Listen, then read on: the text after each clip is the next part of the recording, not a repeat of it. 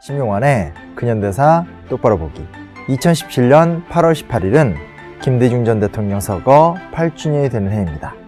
김영삼 전 대통령과 더불어 한국 민주주의와 야당사의 가장 중요한 인물로 대한민국의 역사 발전에 가장 귀중한 역할을 감당한 분이기도 합니다. 김영삼 대통령이 저돌적이고 단박한 말투, 특유의 정치 감각으로 유명하다면 김대중 대통령은 논리적이고 합리적이며 카리스마 있는 연설, 그리고 방면을 가리지 않는 박식함으로 유명합니다. 한 시대를 풍미했고 오늘 우리 삶의 기초를 만든 사람들을 기억하고 그들로부터 상상력을 얻는 것, 그것만큼 가치 있는 역사 공부는 없을 것 같습니다. 그래서 준비해 보았습니다. 고난을 이겨낸 합리주의자 김대중을 영원히 기억하라 편입니다.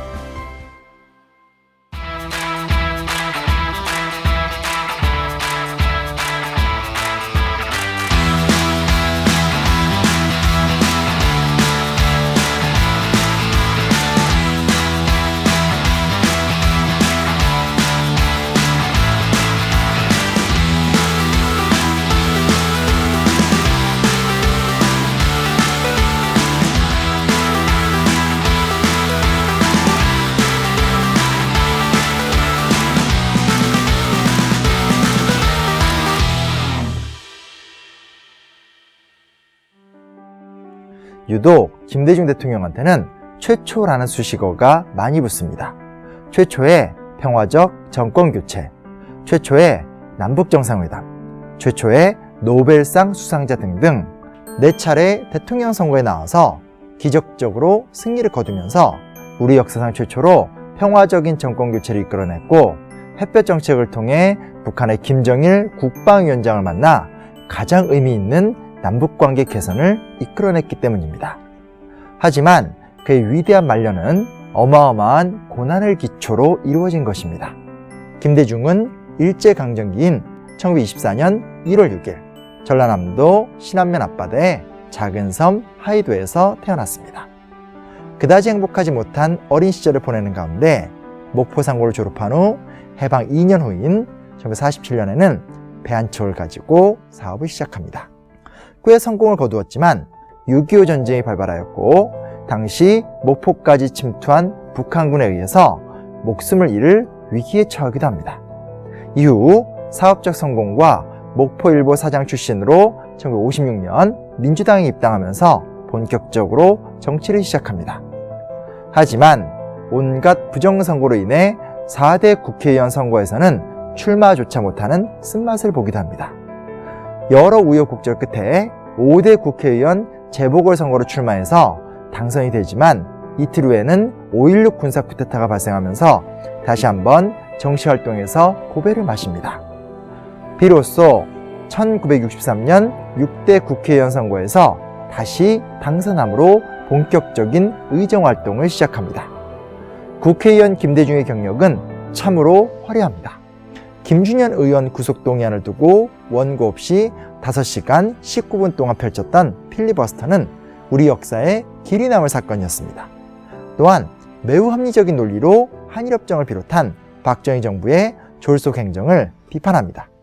이후 40대 기술원의 선두주자로 부상해서 경쟁자 김영삼을 꺾고 1970년 대통령 선거에 나가서 박정희 대통령과 장을 겨루기도 합니다.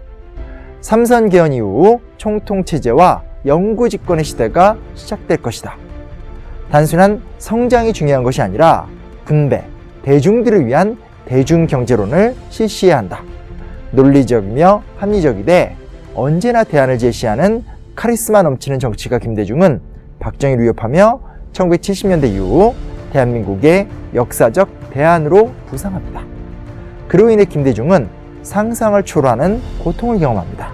선거 유세 중 의문의 트럭이 습격하는 사태도 있었고 유신 사태 이후 이어진 망명 생활 중에서는 일본에서 중앙정보부에 의해 납치돼서 현해탄에서 죽을 뻔하다가 극적으로 살아나기도 합니다.